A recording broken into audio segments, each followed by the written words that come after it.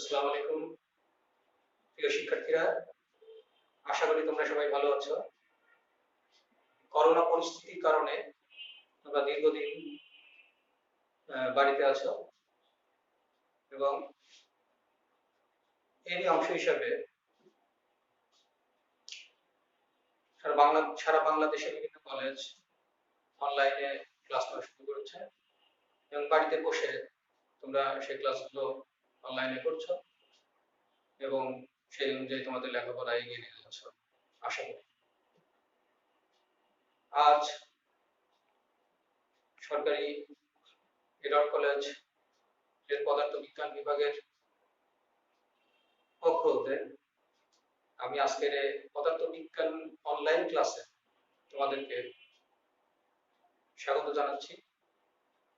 আমি মোহাম্মদ শামসুল আলম, সহকারী অধ্যাপক, পদার্থবিদ্যা বিভাগ, সরকারি এডওয়ার্ড কলেজ। আমরা আজ আলোচনা করব পদার্থ বিজ্ঞান দ্বিতীয় পত্রের ষষ্ঠ অধ্যায় জ্যামিতিক আলোক বিজ্ঞান নিয়ে। জ্যামিতিক আলোক বিজ্ঞান বা এই অধ্যায় পড়তে হলে আমাদের মূলত আলো কি, আলো সম্পর্কে ধারণা থাকতে হবে।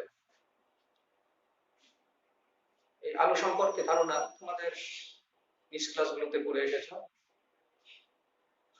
এবং এখানে তোমাদের দুইটা চ্যাপ্টার রয়েছে। একটা হচ্ছে জিওমেট্রিক্যাল অপটিক্স চ্যাপ্টার 6 এবং চ্যাপ্টার 7 এ আছে তোমার ভৌত আলোক বিজ্ঞান বা ফিজিক্যাল অপটিক্স।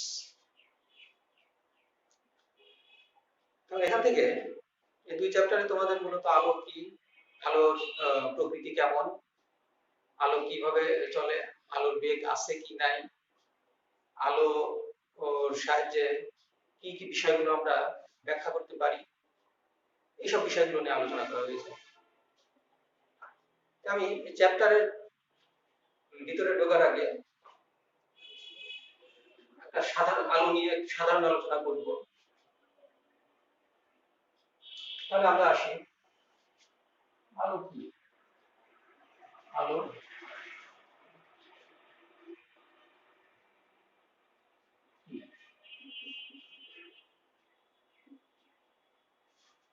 এটা আমাদের হচ্ছে প্রথম প্রশ্ন, আলো কি? আমরা জানি that is in public sense যে আলো এক প্রকার শক্তি যা আমাদের চোখে দর্শনের অনুভূতি জন্মায়। বিভিন্ন উৎস থেকে আলো নির্গত হয়, যেমন সূর্য থেকে আলো নির্গত, সূর্য থেকে আলো পাচ্ছি আমরা, ল্যাম্প থেকে সরাসরি আলো পাচ্ছি, তারা থেকে সরাসরি আলো পাচ্ছি। কিন্তু নিচের গুলো দেখো, এই চাঁদ থেকে আমরা কিন্তু সরাসরি আলো পাই না। সূর্যের আলো চাঁদের উপর গিয়ে পড়ে, সেখান থেকে আলো গিয়ে পড়ে এবং সেটা আমরা তখন দেখতে পাই। গাছগাছালি কখন দেখতে পাই? যখন আলো এসে গাছগাছালির উপর পড়বে তখন আমরা দেখতে পাই। পাহাড় কখন দেখতে পাই? যখন পাহাড়ের উপর আলো এসে পড়ে তখন দেখতে পাই।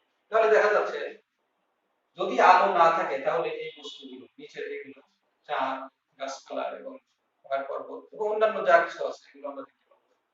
কারণ এর উপর ভিত্তি করে আলোক উৎসকে দুই ভাগে ভাগ করা যায়। এগুলো হচ্ছে আলোক উৎস। এই আলোক উৎসগুলোকে আমরা কয় ভাগে ভাগ করতে পারি?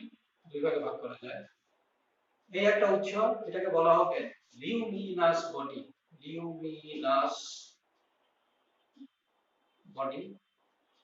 আর এগুলোকে বলা হবে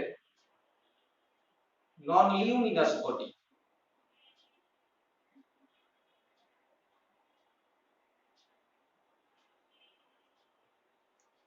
যাদের নিজস্ব আলো আছে, যারা নিজেরাই আলো বিকিরণ করে, তাদেরকে বলা হবে লিউমিনাস বডি। আর ভাস্বর বস্তু বা উজ্জ্বল বস্তু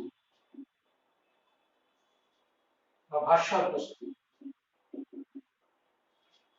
আর যেগুলো নন লিউমিনাস দ্যাট ইজ অনুজ্জ্বল বস্তু।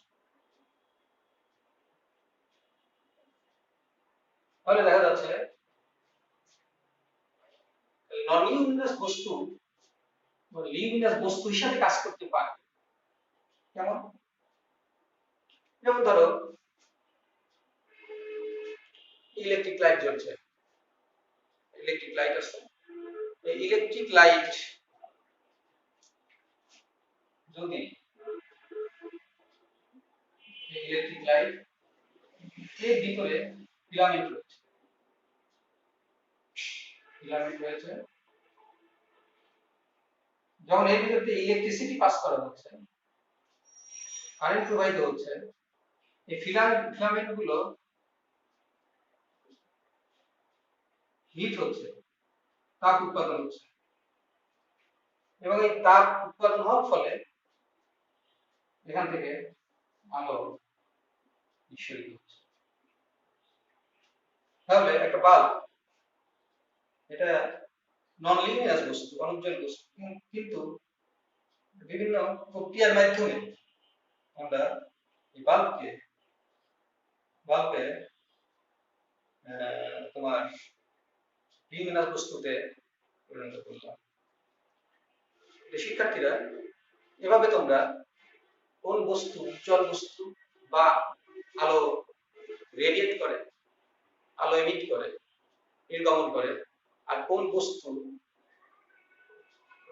আলো নির্গমন করে না, এর উপর ভিত্তি করে তোমরা বিভিন্ন বস্তুকে ভাগ করতে পারবে। যেগুলো সরাসরি আলো প্রদান করবে সেগুলো হচ্ছে লিউমিনাস বডি বা উজ্জ্বল বস্তু, আর যেগুলো আলো সরাসরি প্রদান করবে না সেগুলোকে বলা হবে অঞ্চল বস্তু বা নন লিউমিনাস বস্তু। তবে নন লিউমিনাস বস্তু আলো এমিট করতে পারে বিভিন্ন ধরনের প্রক্রিয়ার মাধ্যমে। তাহলে দেখা যাচ্ছে যে কোনো বস্তু আলো নির্গমন করার অর্থ হচ্ছে বিভিন্ন ধরনের শক্তিকে তোমার আলোক শক্তি রূপে বহিঃপ্রকাশ। তাহলে আমাদের আলোর জন্য যেটা দরকার, রশ্মি দরকার, আলো উৎস দরকার, এবং উৎস থেকে আমরা আলো চারদিকে ছড়িয়ে দিই। কোনো বস্তুকে যদি 300 ডিগ্রি সেলসিয়াস তাপমাত্রায় হিট দেওয়া যায়, তাহলে সেই বস্তু কি করে, সেই বস্তুটা শক্তি নিঃসরণ করবে কি আকারে? তরঙ্গ আকারে শক্তি নিঃসরণ করবে। এবং এটা তরঙ্গ আকারে শক্তি নিঃসরণ করা মানেই হচ্ছে কি, এটা তরঙ্গ শক্তি প্রবাহ। তাহলে যেহেতু এটা তরঙ্গ, এটা কি রয়েছে, তরঙ্গ দৈর্ঘ্য রয়েছে, অবশ্যই তরঙ্গ দৈর্ঘ্য রয়েছে, তরঙ্গ দৈর্ঘ্য ল্যাম্ডা রয়েছে। তাহলে ওই হিটেড বডি, এই বডিটা তোমার কি উৎপন্ন করছে, তরঙ্গ উৎপন্ন করছে 300 ডিগ্রি সেলসিয়াস তাপমাত্রা। সাধারণত 300 ডিগ্রি সেলসিয়াস তাপমাত্রা যদি আমরা তুলি হিট দিয়ে, তাহলে সেটা কি করবে, শক্তি নিঃসরণ করবে তরঙ্গ আকারে। এবং এই তরঙ্গটা সাধারণত কত হয়, সাধারণত 5 মাইক্রোমিটার তরঙ্গ দৈর্ঘ্য।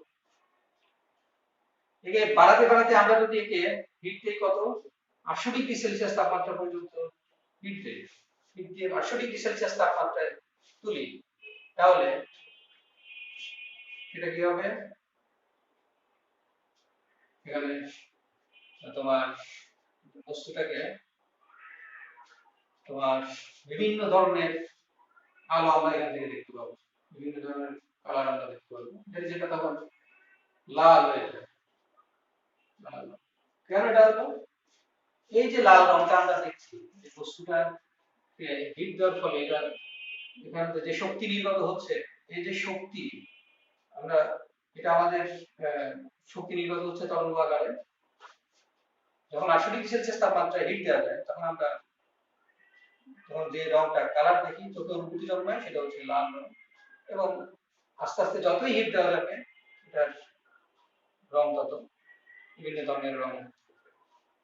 এইভাবে এই লাল রঙের তরঙ্গ দৈর্ঘ্যটা দেখা যাচ্ছে ল্যাম্ডা, এটা হচ্ছে কত, তোমার এর তরঙ্গ দৈর্ঘ্য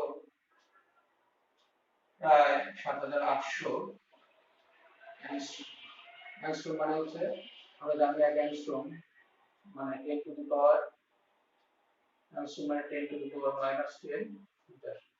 এই তরঙ্গদৈর্ঘ্যের আলো নির্গত হচ্ছে এবং এই আলো এসে আমাদের চোখে কি সৃষ্টি করছে, অনুভূতি সৃষ্টি করছে এবং আমরা আমাদের এগুলো দেখতে পাচ্ছি। একে যদি হিট দিতে দিতে আমরা প্রায় 3200 ডিগ্রি সেলসিয়াস তাপমাত্রায় নিয়ে যাই, 3200 ডিগ্রি সেলসিয়াস তাপমাত্রায় নিয়ে যাই, তাহলে সে যে তরঙ্গ নির্গমন করবে সেই তরঙ্গটা কেমন দেখা যাবে? হোয়াইট, সাদা দেখা যাবে।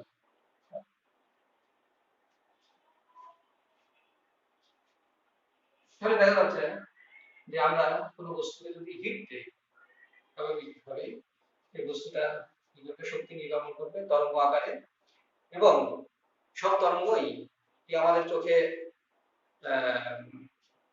আমরা সেই তরঙ্গ কি আমাদের চোখে সেন্সিটিভিটি সৃষ্টি করবে? সৃষ্টি করবে না। শুধুমাত্র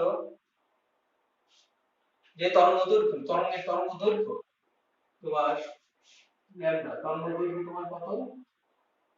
3800 অ্যাংস্ট্রম থেকে প্রায় 7800 অ্যাংস্ট্রম পর্যন্ত এই রেঞ্জে শুধুমাত্র এই তরঙ্গগুলোই আমাদের চোখে দৃষ্টি দেখার অনুভূতি সৃষ্টি করবে। এজন্য এটা বলা হয়, এই তরঙ্গ দৈর্ঘ্যের আলোকে বলা হয় দৃশ্যমান আলো। এর চেয়ে কম তরঙ্গ দৈর্ঘ্যের যে আলোগুলো আছে সেগুলো আমাদের চোখে সেন্সিটিভিটি সৃষ্টি করে না, আমরা দেখি না। এবং এই রেঞ্জের চেয়ে বেশি তরঙ্গ দৈর্ঘ্যের যেগুলো আছে সেগুলো সেই তরঙ্গ আমরা দেখি না, যেরকম গামা রশ্মি, এক্স রশ্মি। এবং এগুলো সম্বন্ধে আমরা ডিটেইল জানবো আমাদের পরবর্তী চ্যাপ্টার ফিজিক্যাল অপটিক্সের ভিতরে। তাহলে দেখা যাচ্ছে যে আলো তোমার তরঙ্গ আকারে মাধ্যমের ভিতর দিয়ে অগ্রসর হচ্ছে কোনো লিউমিনাস বস্তু থেকে। তাহলে একটা লিউমিনাস বস্তু, এটা একটা লিউমিনাস বস্তু বা উজ্জ্বল বস্তু বা ভাস্কর বস্তু থেকে আলো কি করে তরঙ্গ আকারে চারদিকে ছড়িয়ে পড়ছে, তরঙ্গ আকারে চারদিকে ছড়িয়ে পড়ছে এবং এই তরঙ্গ যখন আমাদের চোখে এসে পড়ছে তখন আমাদের দৃষ্টির অনুভূতি জন্মাচ্ছে এবং আমরা তখন দেখতে পাচ্ছি কোন বস্তুকে। তাহলে দেখো আমরা কিভাবে দেখি?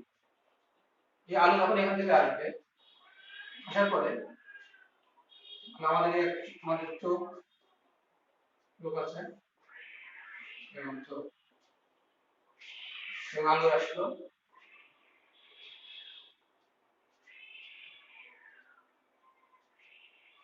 আলো আসলো, আলো এসে চোখের উপর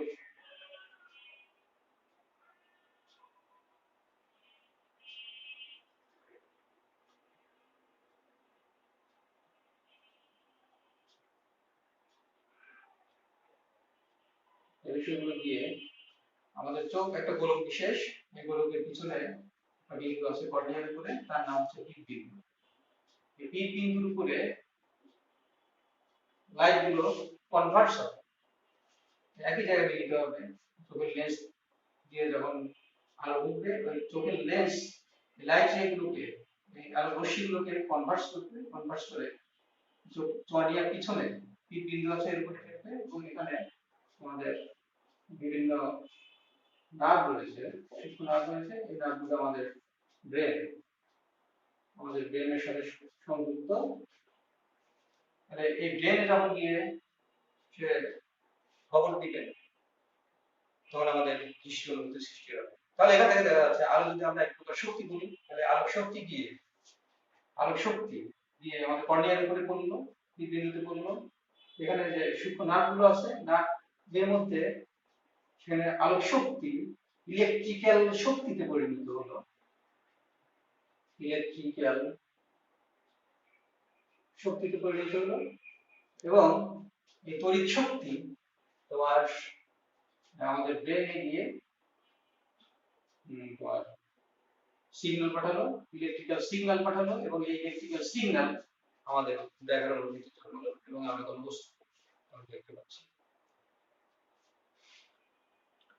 আলো যদি তরঙ্গ হয়, আলোক শক্তি যদি তরঙ্গ হয়, তাহলে আমরা জানি তরঙ্গ কাকে বলে। তরঙ্গ হচ্ছে কোনো মাধ্যমের মধ্য দিয়ে শক্তির সঞ্চালন।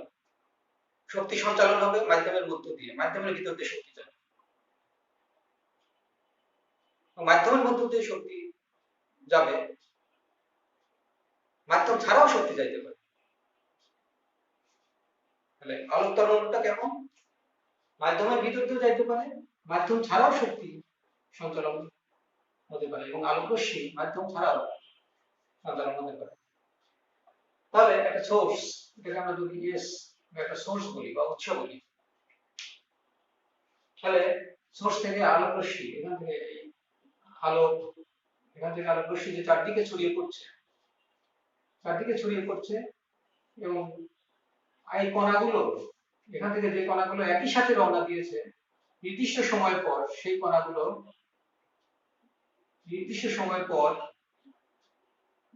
একই দূরত্বে অবস্থান করবে, এবং যদি আমরা বলি t সময় পরে সে s1 দূরত্ব গেল, t ওই একই সময় সে যাবে s2 দূরত্ব, একই সময় সে যায় যদি s3 দূরত্ব, তাহলে এই t সময় পরে তাদের এই দূরত্বগুলো সমান হবে।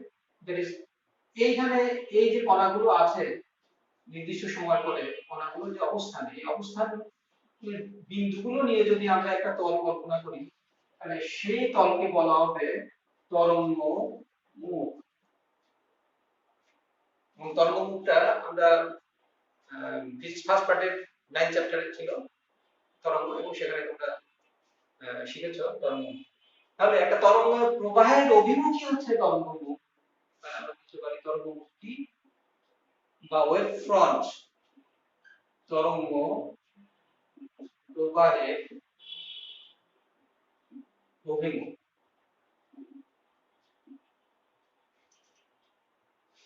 তাহলে এগুলো সামনের দিকে অগ্রসর হয়ে যাবে, তরঙ্গ মুখ এটা সমদশা সম্পন্ন কণাগুলোকে নিয়ে যে তল অঙ্কন করলাম, এই তল সময়ের সাথে সামনের দিকে অগ্রসর হতে থাকবে, এবং এই তরঙ্গ মুখের সাথে যদি আমরা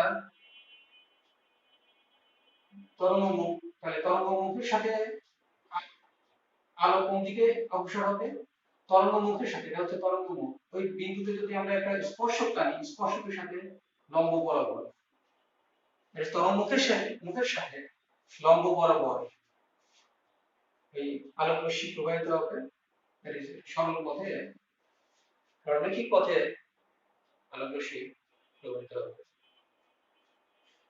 আলোক প্রবাহিত হবে, এটাকে বলা হচ্ছে তরঙ্গ মুখ। তাহলে আমরা এখান থেকে মোটামুটি আমাদের আলোচনা থেকে আমরা এখন যে উপসংহারে আসতে পারি সেটা হচ্ছে আলো কি? আলো এক প্রকার শক্তি। তাহলে আলো এক প্রকার শক্তি, এবং এটা কি করে? মাধ্যম ছাড়াই তরঙ্গ আকারে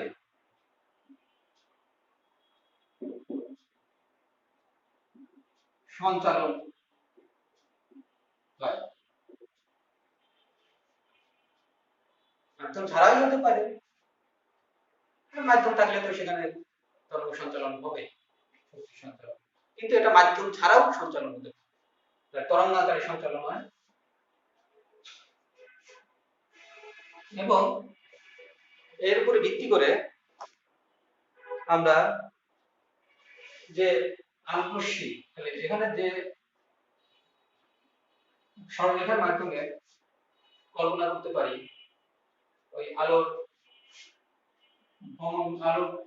যে গমন, এই গমনটা আমরা সরলরেখার মাধ্যমে কল্পনা করতে পারি, এটাকে বলা হবে তখন রশ্মি, আলোক রশ্মি বা অপটিক্যাল লাইট বা এর বলা হবে লাইট। তাহলে আলো কিভাবে, আলো রশ্মি আমরা বলতে পারি লাইট রে। আর রশ্মি কি হচ্ছে তরঙ্গ মুখের সাথে লম্বভাবে তরঙ্গ প্রবাহটাই হবে হচ্ছে তরঙ্গ প্রবাহই হবে আলো রশ্মি, এবং আলো রশ্মি আকারে মাধ্যমের ভিতর দিয়ে সঞ্চালিত হয়। এই যে আলো রশ্মি, এই আলো রশ্মি সাধারণত আলো বিজ্ঞানের যে আলো বিজ্ঞানের যে শাখায় আলোচনা করা হয় একে বলা হয় রে অপটিক্স।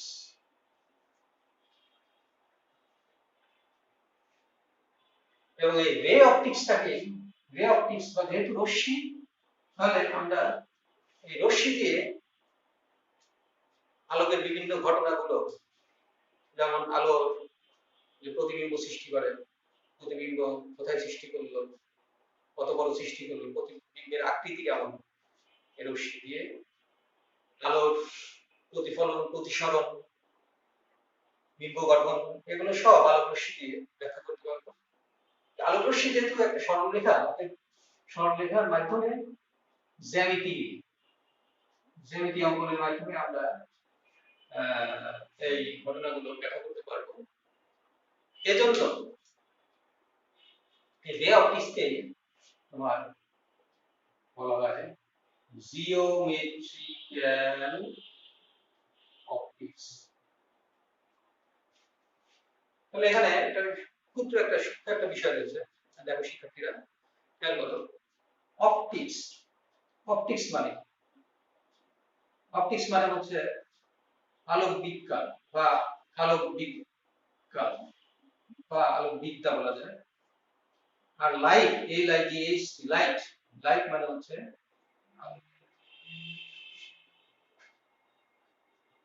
পদার্থ বিজ্ঞানের যে শাখায় আলোর ধর্ম, আলোর সঞ্চালন, আলোর প্রতিফলন, প্রতিসরণ ইত্যাদি নিয়ে আলোচনা করা হয়, তাকে বলা হবে আলোক বিজ্ঞান বা অপটিক্স। তাহলে আলো আর অপটিক্স এর ভিতর সামান্য যে ডিফারেন্সটা রয়েছে, এই ডিফারেন্সগুলো তোমরা বোঝার চেষ্টা করো। তাহলে দেখো আমরা তাহলে আলোকীয় যে ঘটনাগুলো আছে সেই ঘটনাগুলো কি কি?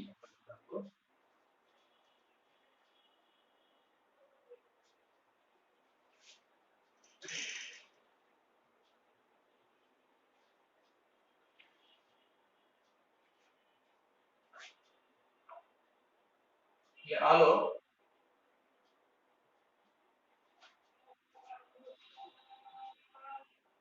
আলোকীয় যে ঘটনাগুলো রয়েছে, ঘটনাগুলো কি? ঘটনাগুলো হচ্ছে আলো সরল পথে গমন করে, তাহলে এটাকে বলা হবে আলোর সরল রৈখিক গতি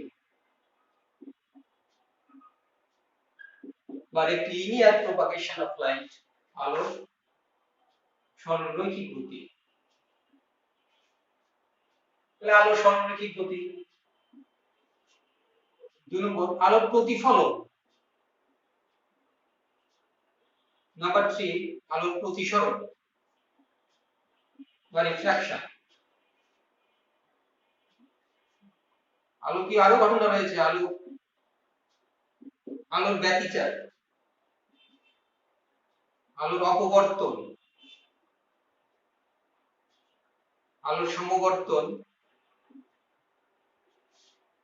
আরো কিছু রয়েছে, ফটোইলেকট্রিক ইফেক্ট, ফোটন ইফেক্ট, এগুলো রয়েছে,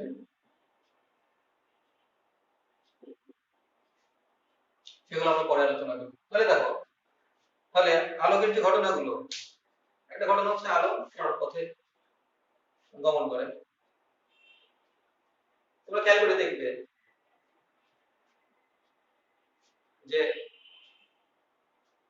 শীতের সকালে কুয়াশাচ্ছন্ন গাছপালার উপরে যখন মিষ্টি রোদ এসে পড়ে, তখন কেমন দেখায়? তখন ওই গাছপালার উপরে কুয়াশার মধ্য দিয়ে যেন মনে হয় যে সূর্য থেকে কিছু রশ্মি এসে সরাসরি রশ্মি এসে সরলরৈখিক পথে এই গাছালির উপর, গাছপালার উপর পড়ছে।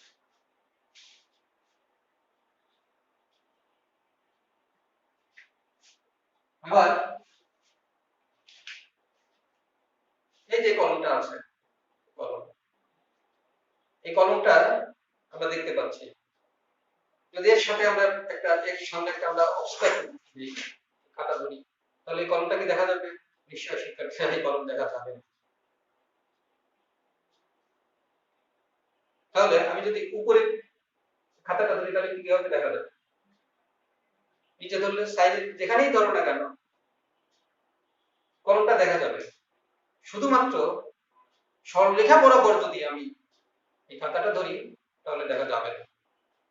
যদি তাই যেত তাহলে আমরা এই খাতার উপর দিয়ে দেখতাম, পাশ দিয়েও দেখতে পেতাম, এখানে দাঁড়িয়ে নিচ দিয়েও দেখতে পেতাম। এইসব ঘটনাগুলো থেকে প্রমাণিত হয় যে আলো রৈখিক পথে গমন করে। প্রতিফলন, প্রতিফলনের একটা ঘটনা। প্রতিফলনটা কি তোমরা জানো? প্রতিফলন হচ্ছে আলো যখন নির্দিষ্ট বেগে মাধ্যমের মধ্য দিয়ে সঞ্চালিত হয়, তখন সামনে যদি কোনো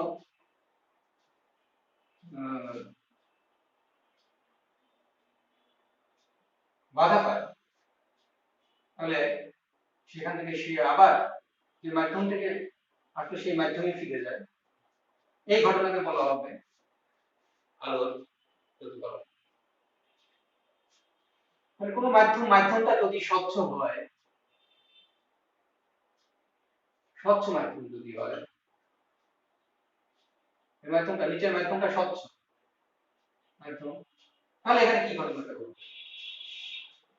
আলো এসে আপতিত হবে বিন্দুতে, আপতিত হওয়ার পর আলোর কিছু অংশ শোষণ হবে, মাধ্যম দ্বারা কিছু অংশ শোষণ হবে।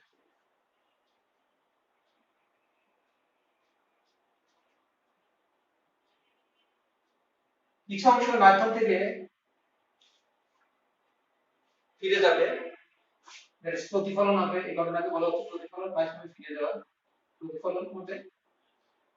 এবং কিছু অংশ এই স্বচ্ছ মাধ্যমের মধ্য দিয়ে গমন করবে। তিনটা ঘটনা ঘটতে পারে। একটা হবে একটা আলোকরশ্মি যে বেঁকে গেল স্বচ্ছ মাধ্যমে এক মাধ্যম থেকে অন্য মাধ্যমে যাওয়ার সময়, যদি স্বচ্ছ মাধ্যমের বিভেদ তলে আলোকরশ্মি যে বেঁকে গেল যে অংশকে বলা হয় আলোকের প্রতিসরণ। মাধ্যমের বিভেদ তল থেকে আলোকরশ্মি যে মাধ্যম থেকে আপতিত হলো সে মাধ্যমে ফিরে গেল, একে বলা হবে আলোকের প্রতিফলন। এবং আলোর কিছু অংশ এই মাধ্যম দ্বারা শোষিত হবে। আর তাহলে এই তিনটা ঘটনা রয়েছে: সরলরৈখিক গতি, প্রতিফলন, প্রতিসরণ। তোমরা তোমাদের নিজের চ্যাপ্টারগুলোতে, নিচের ক্লাসগুলোতে এই সরলরৈখিক গতি, প্রতিফলন, প্রতিসরণ পড়েছো। তারপরে আমি বেসিক কনসেপ্ট একটু ক্লিয়ার করার জন্য আলোচনা করবো আমরা প্রতিফলন, প্রতিসরণ নিয়ে, যাতে বিষয়গুলো তোমাদের আবার স্মৃতিতে আসে। আচরণ নিয়ে ব্যাখ্যা করা হয়েছে, এগুলো হচ্ছে ব্যাখ্যা অবলম্বন সম্পর্কে অন্যান্য ঘটনা রয়েছে, সেগুলো আমরা ফিজিক্যাল অপটিক্স এর মধ্যে পরের চ্যাপ্টারে গিয়ে আলোচনা করব, সেখানে তোমরা ডিটেইলস জানতে পারবে। আমাদের এখানে যেহেতু আমরা এই চ্যাপ্টারে যা কিছু করব রে অপটিক্স এর মাধ্যমে বা আলোক রশ্মির মাধ্যমে করব, তাহলে আলোক রশ্মি যেহেতু সরলরৈখিক পথে যায়, তাহলে আমরা সরলরেখা দিয়ে জ্যামিতির মাধ্যমে আলো সরলরৈখিক গতি, প্রতিফলন, প্রতিসরণ এই বিষয়গুলো ব্যাখ্যা করব। তাহলে আমরা এখন আলোর ফিজিক জিওমেট্রিক্যাল অপটিক্সে আমরা যে বিষয়গুলো নিয়ে আলোচনা করব সেই বিষয়গুলো কি? বিষয়গুলো হচ্ছে আলোর সরলরৈখিক গতি, আলোর প্রতিফলন, আলোর প্রতিসরণ এবং আলোর প্রতিফলন প্রতিসরণের মাধ্যমে এখানে কিছু আলোকীয় যন্ত্র, যে যন্ত্রের মাধ্যমে যন্ত্রগুলো যেমন দূরবীক্ষণ যন্ত্র, অণুবীক্ষণ যন্ত্র কিভাবে আবিষ্কার হয়েছে বা কিভাবে কাজ করে, এই বিষয়গুলো আমরা চ্যাপ্টার থেকে জানবো। তাহলে আলোক সংক্রান্ত যে বিষয়গুলো রয়েছে হচ্ছে আলোক প্রতিফলন, আর একটা হচ্ছে আলোক প্রতিসরণ। আলোক প্রতিফলন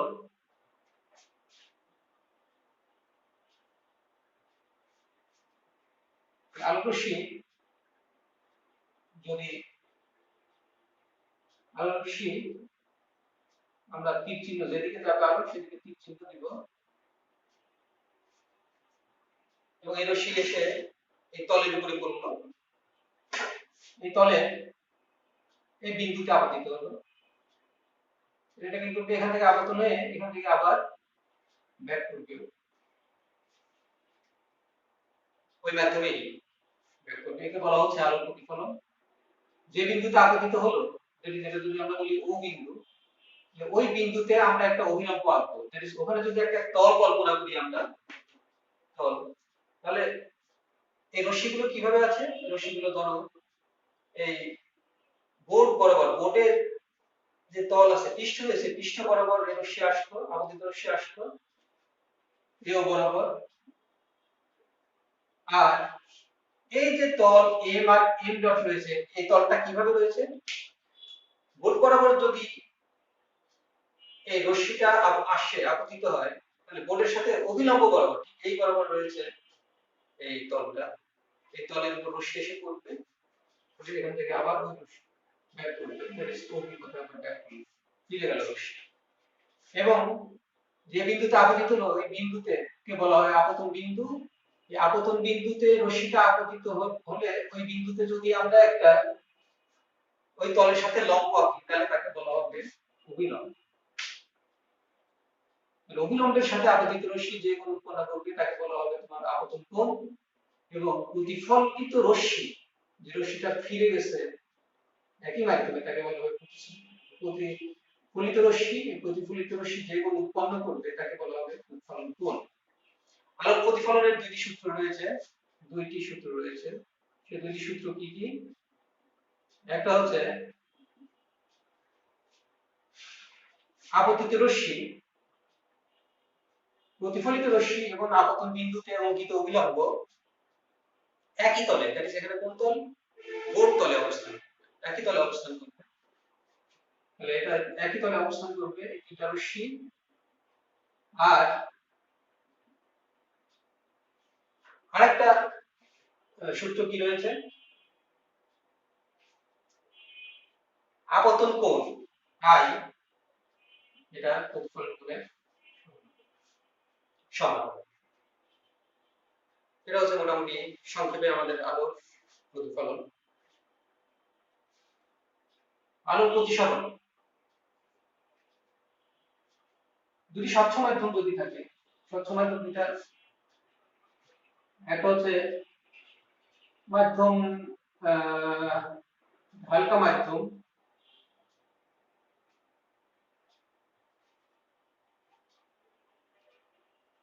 মাধ্যম 1 হালকা মাধ্যম, এবং পরেরটা হচ্ছে তোমার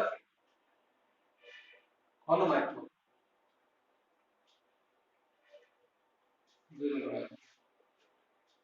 তাহলে হতে পারে এটা হচ্ছে বললাম সে, এটা যদি বাতাস হয়, বাতাস স্বচ্ছ মাধ্যম, এবং এখানে কাঁচ আছে, এটা কাঁচ মাধ্যম হতে পারে, কাঁচ মাধ্যম গ্লাস, গ্লাসে একটা স্বচ্ছ মাধ্যম। তাহলে এই দুই মাধ্যমকে আলাদা করেছে যে তল, সেই তলটা হচ্ছে নাম কি? বিভেদ তল।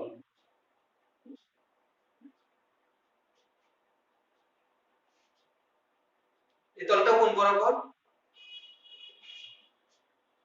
বোর্ড বরাবর যদি রশ্মি আপতিত হয়, সাপোজ ও বিন্দুতে, এ ও আপতিত রশ্মি ও বিন্দুতে আপতিত হলো, তাহলে এই বোর্ডের সাথে লম্ব বরাবর যে তলটা থাকবে, জামার হাত বরাবর যে তলটা থাকবে, সেই তলটাই হচ্ছে তোমার বিভেদ তল। এই বিভেদ তলটা দুইটা মাধ্যমকে আলাদা করছে। এখানে আমরা একটা অভিলম্ব আঁকাবো OL, কিন্তু নিচেও অভিলম্বটা নিচের দিকে বর্ধিত করতে হবে, যেহেতু নিচেও স্বচ্ছ মাধ্যম রয়েছে। আলোক রশ্মি যখনই হালকা মাধ্যম থেকে ঘন মাধ্যমে যাবে, তখন সে কি করবে? তখন সে অভিলম্বর দিকে সরে আসবে। এই রশ্মিকে বলা হবে প্রতিসৃত রশ্মি, প্রতিসৃত রশ্মি বা রিফ্র্যাক্টেড অ্যাঙ্গেল রে। আর এটা হচ্ছে ইনসিডেন্ট রে বা আপতিত রশ্মি। আর অভিলম্ব বা নরমাল, অভিলম্ব। তাহলে অভিলম্বের সাথে প্রতিসৃত রশ্মি যে কোন উৎপন্ন করে তাকে বলা হবে প্রতিসরণ কোণ বা অ্যাঙ্গেল অফ রিফ্র্যাকশন। আপতিত রশ্মির সাথে যে কোন উৎপন্ন করবে সেটা হচ্ছে আই বা অ্যাঙ্গেল অফ ইনসিডেন্স। প্রতিসরণের ক্ষেত্রে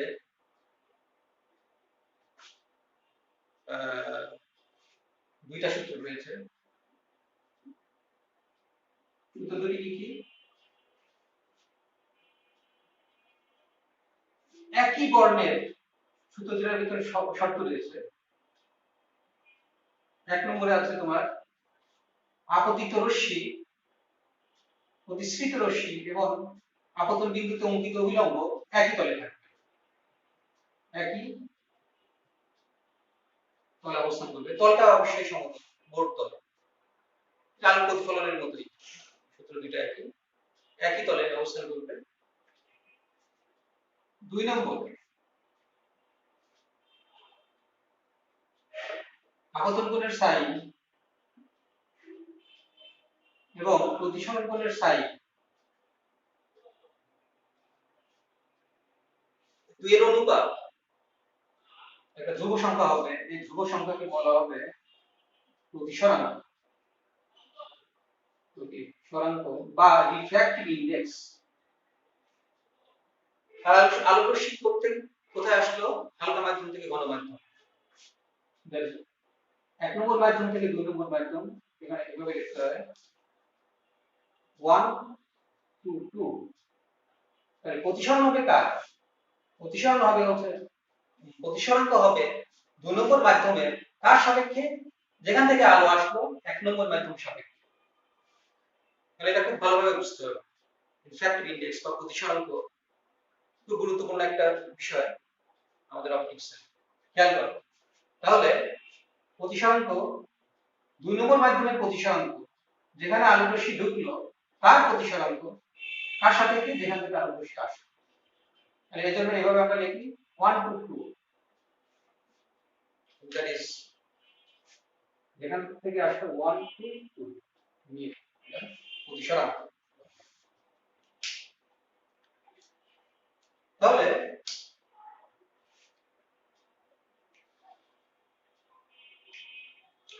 আমরা এই প্রতিসরাঙ্ক নিয়ে কথা বলবো, প্রতিসরাঙ্ক নিয়ে একটু কথা বলবো। আমরা আলোক প্রতিফলনটা একটু মুছে দেই।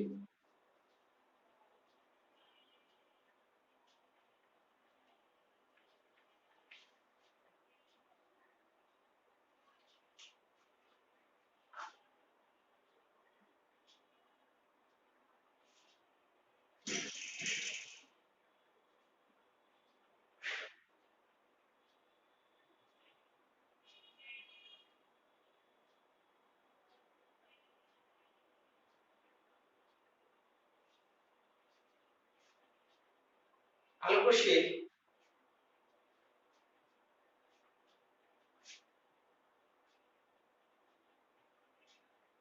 ধর্ম রয়েছে, একটা ধর্ম রয়েছে, আলোক রশ্মি তোমার সরলরেখা বরাবর গমন করবে এবং আলোক রশ্মি যে বরাবর গমন করবে, এখানে ধরো সোর্স আছে এস, সোর্স উৎস থেকে আলোক রশ্মি আপতিত হলো এবং এই আলোক রশ্মি এ বরাবর গেল, এটা এ, এ ও, আর এটা হচ্ছে ও ডি গমন করলো। এটা হালকা মাধ্যম, 1 নম্বর মাধ্যম, এটা হচ্ছে 2 নম্বর মাধ্যম, এটা বিভেদ তল গমন করলো। এটা নরমাল অবিলম্ব ON, ON dot I R.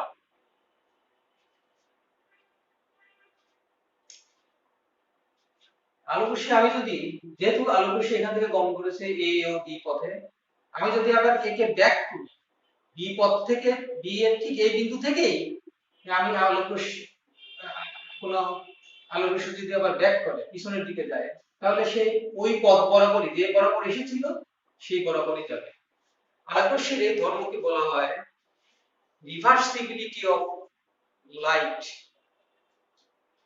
আলোক প্রত্যাবর্তী ধর্ম। তাই আলোক রশ্মি যে পথে আসবে পিছনে ব্যাক করা হয়, তাহলে ঠিক সেই পথেই সে গমন করে, রিভার্সিবিলিটি অফ লাইট মেনে চলে। এবং আলোক রশ্মি আরেকটা ধর্ম মেনে চলবে, সেটা হচ্ছে আলোক রশ্মি একটা সোর্স থেকে তো বিভিন্ন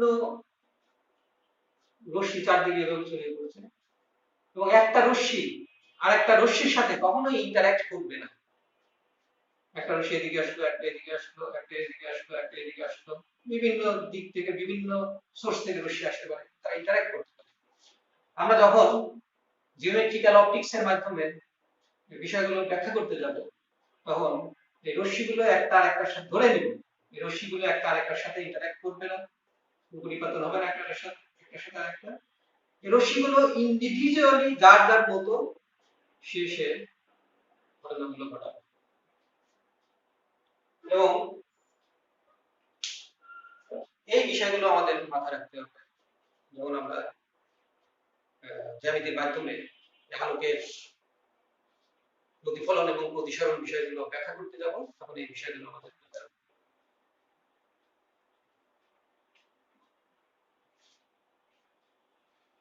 তাহলে ধরে নিলাম এখানে 1 নম্বর মাধ্যম, 2 নম্বর মাধ্যম, যেখানে 1 নম্বর মাধ্যম মনে করলাম এটা আছে হচ্ছে এয়ার,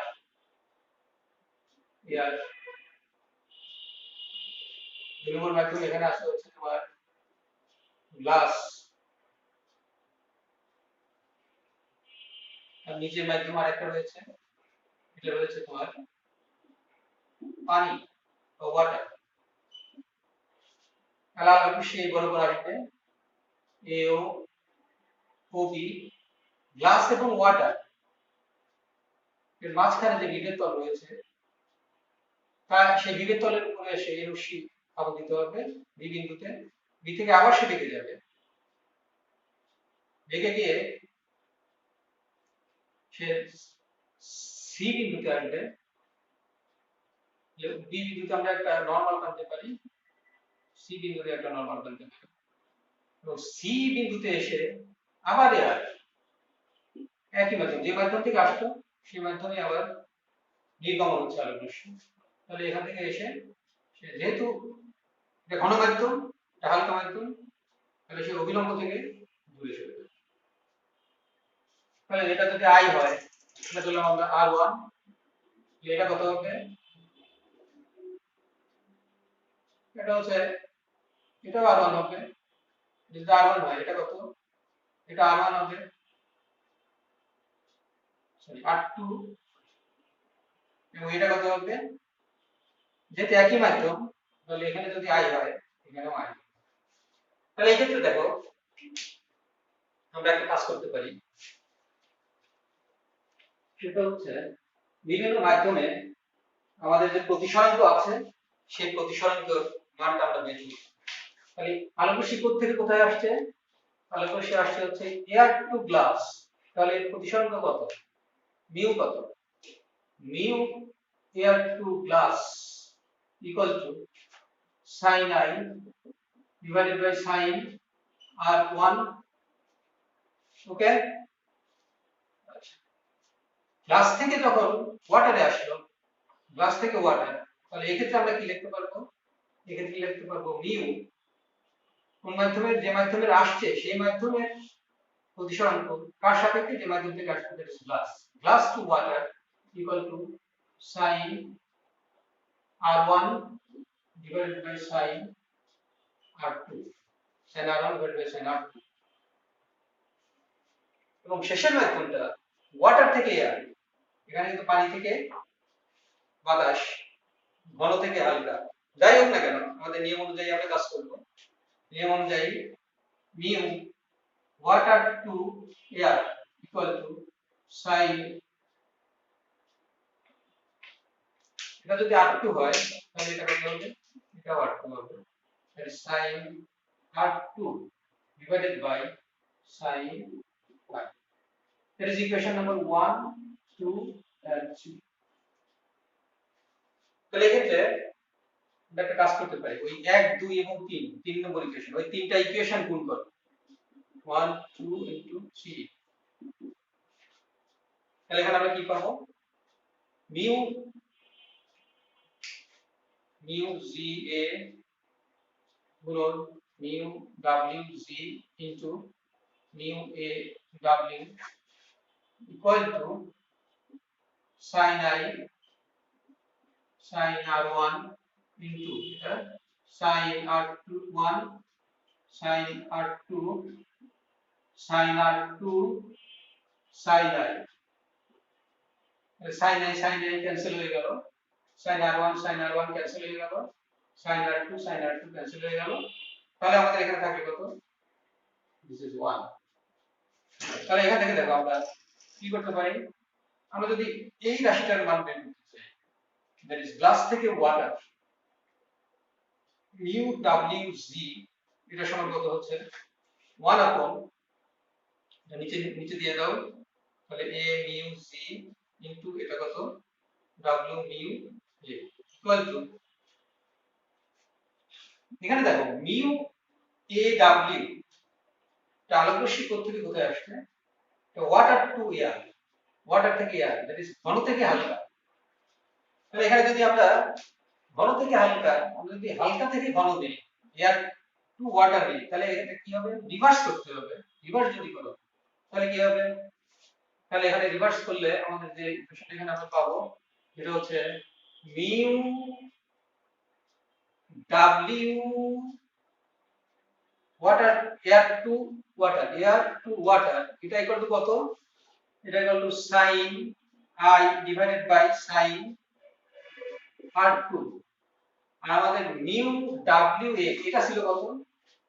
তাহলে এখানে দেখো sin I by sin R2 আর এখানে sin R2 by sin I, এটা যে দুটো কি বিপরীত উল্টা পাল্টা। তাহলে এটাকে আমরা লিখতে পারবো এরকম 1 আপন sin R2 sin I by sin R2 sin I by sin R2 যদি লিখি তাহলে এটা কি হয়ে যাবে? এটা নিচে চলে যাবে, that is W mu A। তাহলে এখান থেকে আমরা দেখো এটা লিখতে পারি যে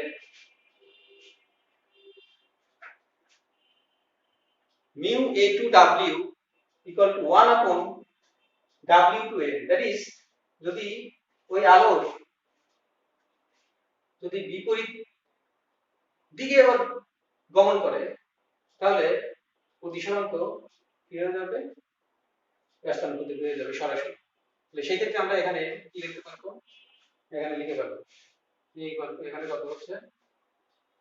এখানে মিউ এটা a 1 আপন মিউ w a, তাহলে উপরে যখন তুলে দেব 1 আপন মিউ w a মানে কত?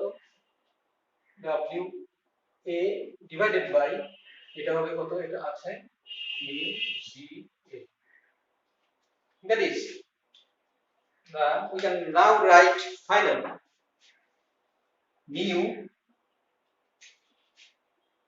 WG ইকুয়াল টু হচ্ছে তোমার mu WA mu GA।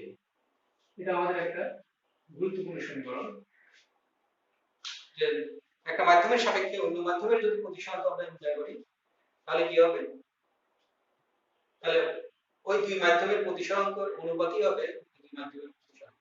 Glass two ওয়াটারটা উপরে বসবে আর গ্লাসটা নিচে যেটা আছে সেটা নিচে যাবে। খেয়াল করো তাহলে এরকম প্রতিসরাঙ্ক তোমরা জানো এই প্রতিসরাঙ্ক বায়ু বা শূন্য মাধ্যম সাপেক্ষে যে প্রতিসরাঙ্ক, এই প্রতিসরাঙ্ক এগুলোকে আমরা কি বলবো, পরম প্রতিসরাঙ্ক। এগুলোকে আমরা বলবো পরম প্রতিসরাঙ্ক। আর একটা মাধ্যমের সাপেক্ষে অন্য মাধ্যমের যে প্রতিসরাঙ্ক, এই প্রতিসরাঙ্ককে আমরা প্রতিসরাঙ্ক কি বলবো, আপেক্ষিক প্রতিসরাঙ্ক। তাহলে আপেক্ষিক প্রতিসরাঙ্ক আমরা প্রতিসরাঙ্কের মাধ্যমে এই সমীকরণ দ্বারা প্রকাশিত করা। এটা খুব গুরুত্বপূর্ণ একটা সমীকরণ, এটা আমাদের খেয়াল রাখতে হবে। প্রতিসরাঙ্ক গেল। এখন আমরা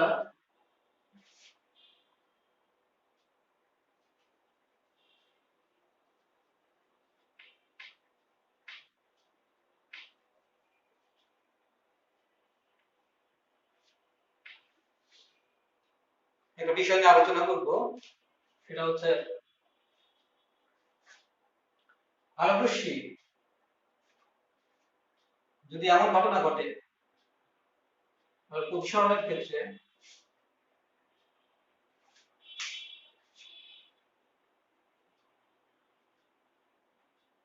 এটা ঘন মাধ্যম, এটা হচ্ছে তোমার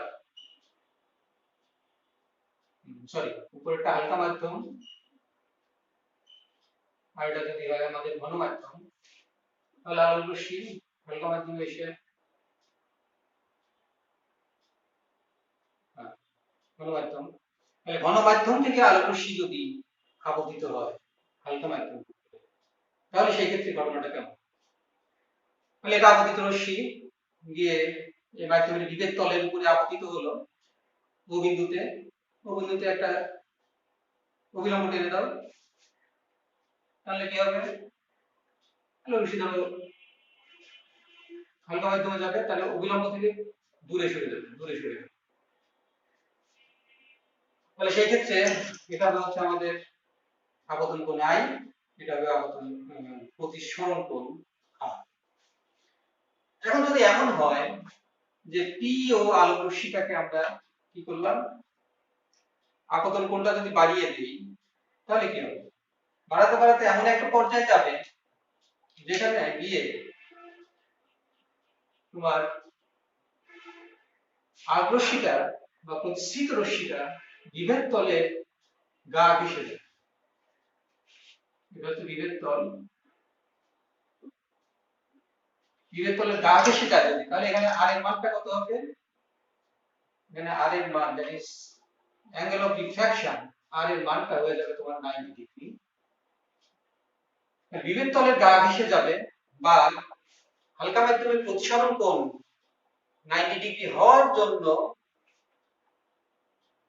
যে কোন ঘন মাধ্যমে যে আপতন কোণ সৃষ্টি করবে তাকে বলা হবে ক্রিটিক্যাল অ্যাঙ্গেল বা কি কোণ, সংকট কোণ।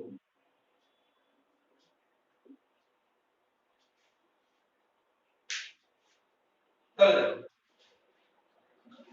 আলোকরশ্মি যদি ঘন মাধ্যম থেকে হালকা মাধ্যমে প্রবেশ করে, আলোকরশ্মি ঘন মাধ্যমে যে আপতন কোণের জন্য হালকা মাধ্যমে বিভেদ তলের গা ঘেঁষে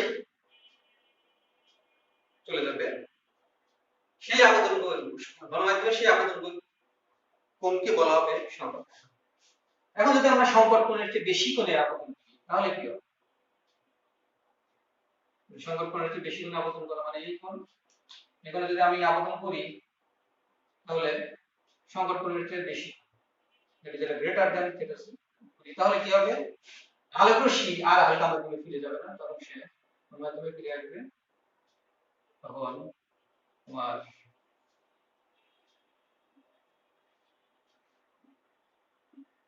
ওই ঘনমাধ্যমেই ফিরে আসবে।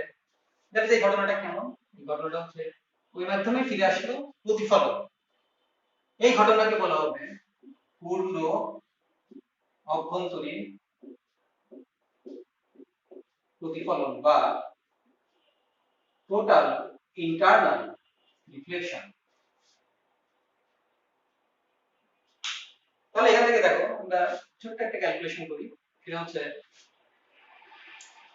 আমরা মিউ, এটা যদি ঘনমাধ্যম হালকা মাধ্যম, হালকা যদি 1 আর ঘনমাধ্যম যদি 2 হয়, তাহলে আমরা এখানে মিউ লিখতে পারি 2 to 1।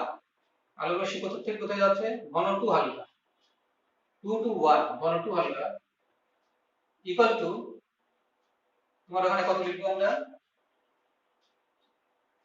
Snails law sin i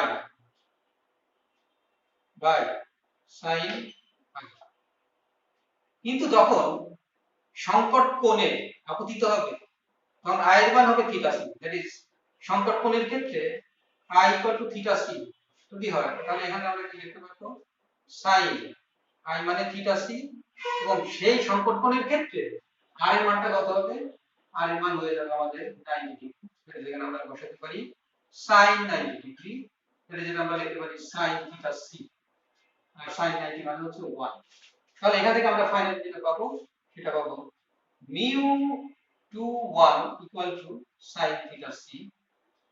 কারণ আমরা যে কাজটা করব সেটা হচ্ছে মিউ টু 1 আলোক রশ্মি ঘন থেকে হালকাতে যাচ্ছে, কিন্তু এটা যদি আমরা রিভার্স করি তাহলে এখানে কি লেখা যায়, মিউ টু 1 মানে 1 আপন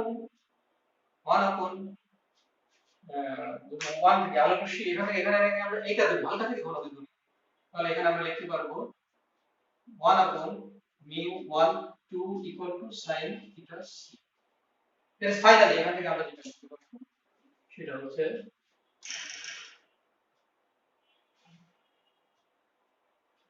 mu 1 2 equal to 1 upon sin theta c, that is the relation between refractive index and critical angle। এটা আমাদের মনে রাখতে হবে। ঘটনাগুলো খুবই ইম্পর্টেন্ট এবং এগুলো আমাদের যতই আমরা এই চ্যাপ্টারের সামনের দিকে অগ্রসর হব, বিভিন্ন ধরনের আলোকীয় যন্ত্রপাতি নিয়ে কাজ করতে যাব, সেখানে আমাদের রশ্মিকে ব্যাখ্যা বিশ্লেষণগুলো করতে হবে এবং সেখানে গিয়ে দেখবা এই বিষয়গুলো তোমার ইনস এন্ড আউট জানা থাকতে হবে, কনসেপশনটা খুবই ক্লিয়ার হতে হবে। তাহলে ওই বিষয়গুলো যৌগিক অনুবীক্ষণ যন্ত্র বা অনুবীক্ষণ যন্ত্র এই বিষয়গুলো তোমাদের কাছে আর কোনো সমস্যা হতে হবে না। যখন আমরা স্টেপ বাই স্টেপ সামনের দিকে আগাবো তখন যে বিষয়গুলো আমার প্রয়োজন হবে, আমরা নতুন নতুন কোন বিষয়গুলো আসলে সেগুলো আমরা আলাপ করে নেব। আপাতত আমাদের কনসেপচুয়াল যে ডিসকাশন গুলো ছিল সেই ডিসকাশনের যেগুলো আলোচনা করলাম, এই পর্যন্ত সবাই ভালো থাকো। আসসালামু আলাইকুম।